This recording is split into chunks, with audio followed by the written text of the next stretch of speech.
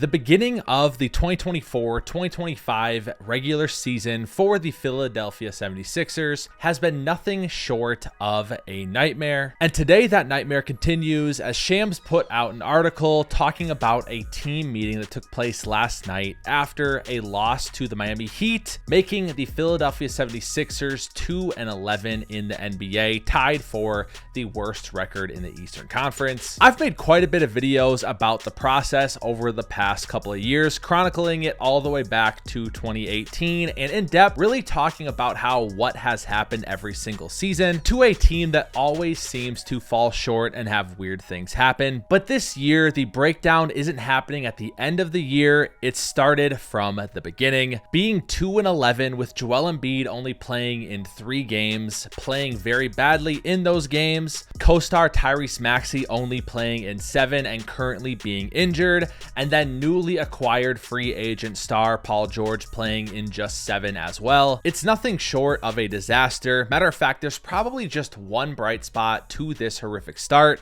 which we will cover towards the end of the video. Let's dive right in. So before we go over the start to the season for Philadelphia in detail, let's read this Shams article and really try to get a sense for what is happening. So he titles it, Tyrese Maxey challenged Joel Embiid in a team meeting. He starts it off talking about how the big three, Joel Embiid, Paul George, Tyrese Maxey, have yet to play a game together, and that this team meeting took place just last night after losing 106-89 to the Miami Heat. It was the Sixers' 4th loss in a row. Kyle Lowry called for the meeting to have a heart-to-heart, and it looks like what happened early on is Tyrese Maxey told Joel Embiid to be on time to team activities, calling out the league MVP about being late for everything and how it impacts the locker room, from other players to the coaching staff. I want to say that I don't think this is some big bombshell. However, when you're starting 2-11 and something like this leaks, it's obviously not a good look. However, I really do commend Tyrese Maxey for doing this, because if this is true, which it seems like it is, leadership comes from the top down, and Joel Embiid has to lead by example, especially when your team is starting off this poorly. Plus, from what we know about them, they're really close and they've held each other accountable in the past. This is something, if you've been in a locker room before,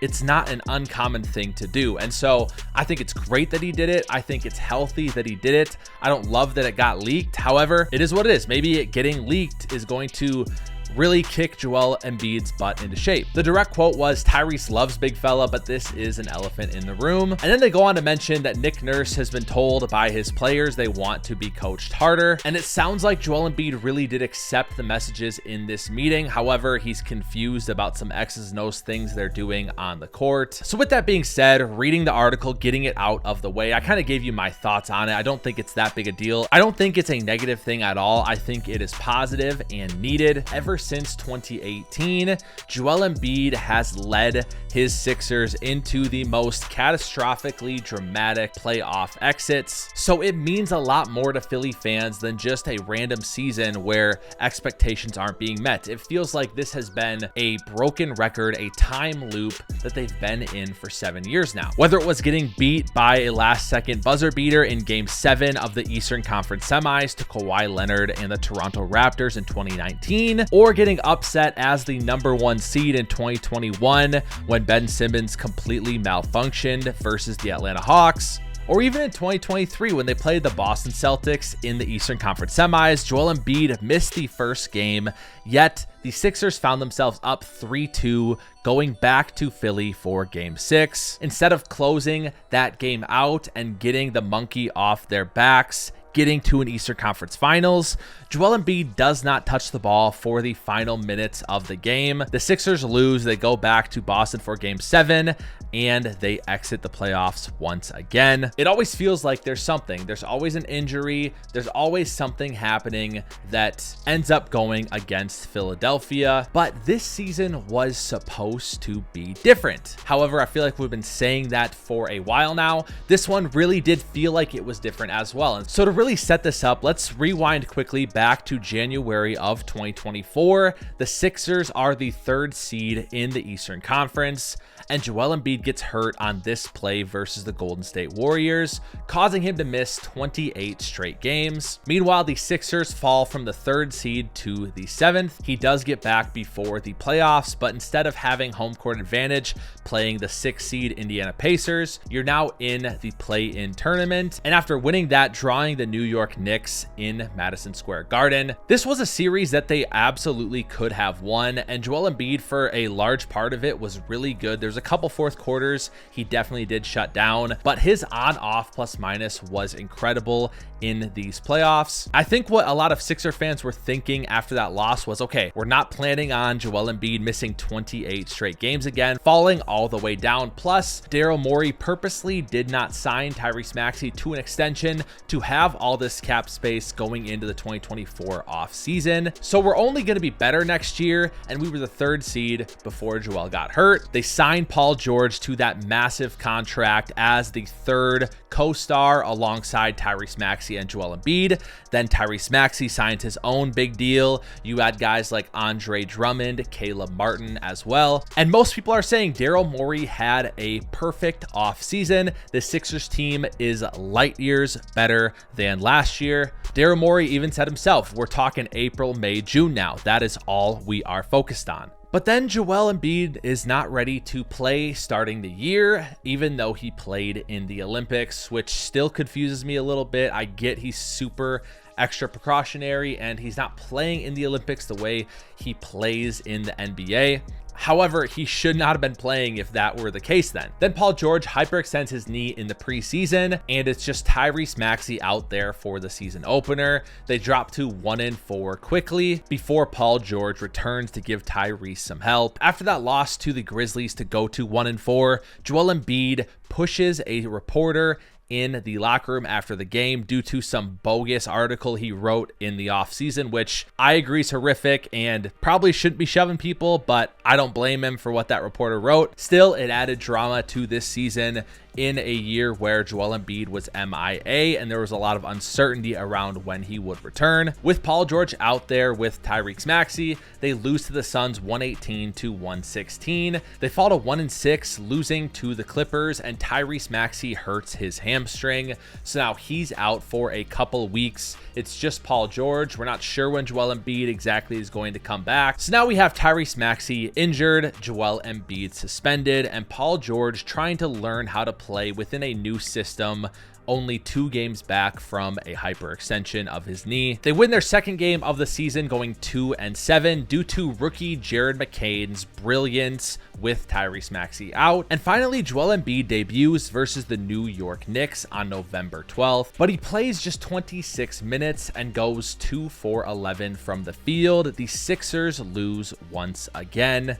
They play again the next night. Paul George and Joel Embiid rest on that, as Joel Embiid does not do back-to-backs. And so now the big 3 is nowhere to be found. Paul George and Joel Embiid resting, Tyrese Maxey out with an injury. So it's all up to Jared McCain, the rookie point guard. Yet the Sixers almost take down the undefeated Cavaliers with this team. Jared McCain has 34 points and 10 assists. They lose 114-106, now going 2-9 on the year. In the next game, they score just 86 points versus the Magic, and rookie Jared McCain has 29 of those points. They're 2-10 now, but this time it was alongside Paul George and Joel Embiid. And that brings us to last night's Miami Heat loss, where they went on like a 61-30 something run, sending the Sixers to the bottom of the terrible Eastern Conference standings at 2-11. Joel Embiid the whole day, nobody knew if he was playing or not. He was listed as doubtful. I guess he showed up like 1 hour before the tip,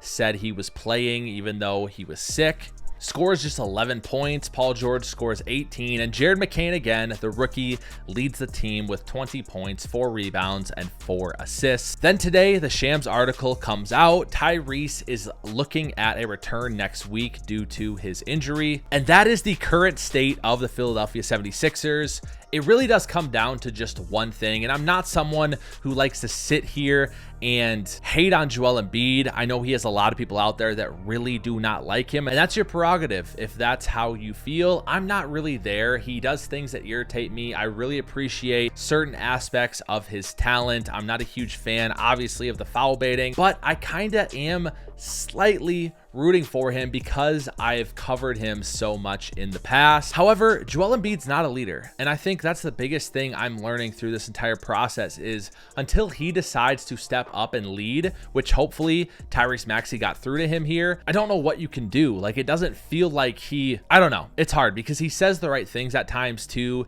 He talks about how much this means to him. He did play through tons of injuries in the 2024 playoffs. He's played through a lot, and so he has absolutely given his body, but maybe it's more of just like an emotional intelligence thing where I don't feel like he gets that aspect of leadership. And so with that being said, there's obviously still hope for the Philadelphia 76ers. I'm not even going to go into a bunch of advanced analytics because these guys have not played together. They've barely played any games. Joel Embiid is shooting terribly in these 3 games. I think like 32% from the field, which is unbelievable, but it's just 3 games. Paul George has played just 7. Tyrese Maxey's played just 7. The offense has been terrible. They're ranked last in the entire NBA in offensive rating, but again, their best 3 players have only played a fraction of the games. So I think we just have to wait and see. The problem is you wait too long, you get to 3-17 or 4-20, and it's too late. You're not coming back from that. Matter of fact, I looked up a stat and it said 106 teams have started 2-11 in NBA's history.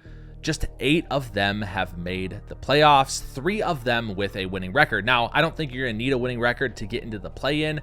However, does Philadelphia really want to have to run the risk of getting into the play-in and then playing a top 2 seed on their home court just to get out of the first round? That's not something Philadelphia is interested in. They put this team together with an expectation of being a top 4 seed minimum in the Eastern Conference, with an expectation of bare minimum making an Eastern Conference Finals for the first time in Joel Embiid's career. Matter of fact, their over-under win total on the season was 51.5, which would be really good in a weak Eastern Conference. Now, if I were to play devil's advocate and think about the positive side of all of this for Philadelphia, I think what I would say is, hey, listen, I know it hasn't been good. We've had a lot of drama early on in this season. We've had a lot of injuries, a lot of adversity. However, Joel Embiid's going to play a majority of the games going forward. Paul George is going to play a majority of the games going forward and only get more comfortable playing next to these guys. Tyrese Maxey's coming back next week. Plus, we have a bona fide rising star in Jared McCain. We are going to be good. We're going to start winning.